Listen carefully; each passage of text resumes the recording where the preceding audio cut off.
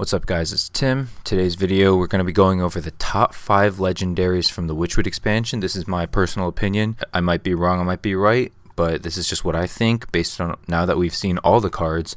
Hope you enjoy the video. Let's get into it. So number 5 is going to be the Glass Knight, the 4 mana 4/3 Divine Shield Paladin legendary.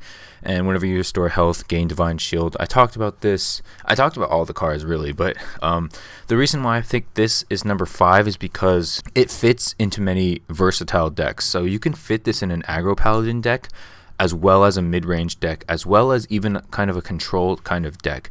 You see cards like Wicker Flame, Bristol, or just Bristol, something like that. The Wicker Flame card.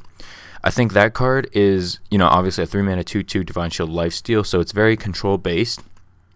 And so it's only stuck for that purpose of being a control card that you buff up with your Spikered Steed later on or something like that. Whereas the Glass Knight's more flexible. It can really hit people for 4 and then, heal itself. And then you can also get Divine Shield later on, for that application purpose. As well as just being a mid-range card as contesting the board as like tempo base against, your opponent's like 3 or 4 drops as well.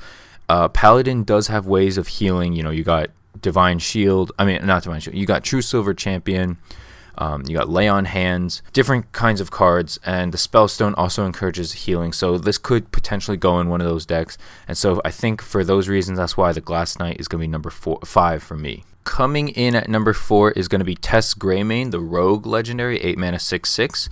Replay every card from another class you played this game. So obviously you're going to build a deck around this. This isn't going to be very good in Arena if you somehow pick this, but in Constructed only, I'm talking about.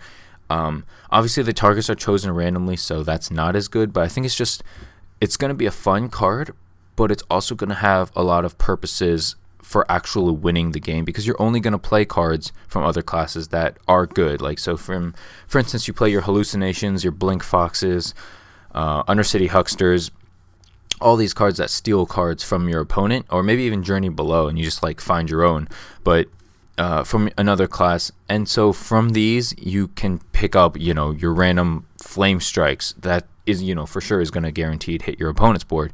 And there's just going to be packed in a lot of value for this 8 mana 6/6. So even though you're getting a small body, I think the 2 mana extra that you're paying, maybe 3, depends on how you want to judge a 5 mana 6/6 or a 6 mana 6/6. But the 2 or 3 mana that you're paying could potentially result in like an extra Flame Strike, an extra Fireball. And sure, those things aren't going to for sure hit where you want, but I think the application of it possibly could is just too good to not include, and plus it's just a fun card, so I think it's going to be number 4 on the list. Alright, number 3 is Shudderwalk, the 9 mana 6/6, kind of a similar effect as Tess Greymane. Repeat all other battle cries from cards you played this game, targets chosen randomly. Again, a lot of similarities to Tess Greymane. It's just like you play this 9 mana card, obviously you only get a 6/6, but you get a ton of value from it. You can get your your draw card effects, your deal 3 damage, your summon a Jade thing, although actually that's leaving, but you get the idea. There's tons of battle cries, battle cries that deal damage, like your elementals, battle cries that draw a card, battle cries that, I don't know, deal face damage, like whatever. There's tons of things out there. So I think Shudderwalk is just going to be very versatile. Obviously, kind of a meme card, kind of a fun card, but I think that's what makes, the Witchwood is fun. That's what's going to make the Witchwood fun. So Shudderwalk is going to be my number 3. Number 2 is going to be Lord Godfrey, and I know this was one of the first cards reviewed, and I didn't give it too much praise. I thought it was like okay, I thought it was slow, but looking back on it, now that we see everything, I think this card's going to be really, really good. Obviously the number 2 legendary, probably one of the best cards in the expansion. 7 mana 4/4, deal 2 damage to all other minions. If any die, repeat this battle cry. It's a huge defile on a stick with the ability to repeat, obviously, and it doesn't kill itself.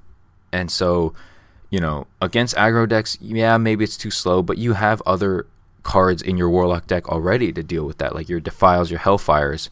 And so because of that, this card can come down later, and at the end of it, you'll still have a 7 mana 4/4. A 4/4 at the end of turn 7, whereas your opponent will probably have nothing. So it's very good come from behind, and if you're ahead, you don't play it. You don't need to. But if you're behind, it's so good. It's super good for your deck. And so because of that, it's going to be number 2. And the last card for number 1 on my top legendary cards in the Witchwood expansion is Lady in White, a 6 mana 5/5 priest minion. Battlecry, cast inner fire on every minion in your deck. Set attack equal to health. This card is just bonkers. I mean, let's say you draw it on turn 6. That's crazy value. You got your, I'm assuming you're gonna put in stuff that fits with this. So your 0 mana, your 4 mana 0/9s, your Mogashan Wardens, everything that has like crazy health for like low attack. Yeah, you're gonna have a lot of things, and it's just like, it's crazy. All these things that were so slow, so poorly statted, now become huge, like basically Giants level. And yeah, it's coming out on turn 6. It's a little slow. You might as well just avoid that. But there's a lot of it's a free inner fire. It's a free 1 mana spell on every minion in your deck. That's so much value. And on top of it, you're getting a 5/5 for 6, which is like fine as long as it has a good effect, which this card obviously does. So this card's crazy. I think it's definitely going to make its own priest deck and definitely be the star of its own priest deck. So yeah, that's it. That's my top 5 legendaries. Let me know what you think. Share your top 5 legendaries in the comments below, and I'll see you in my next video. I'm probably going to do epics or something like that, and I'll see you in my next video. Peace.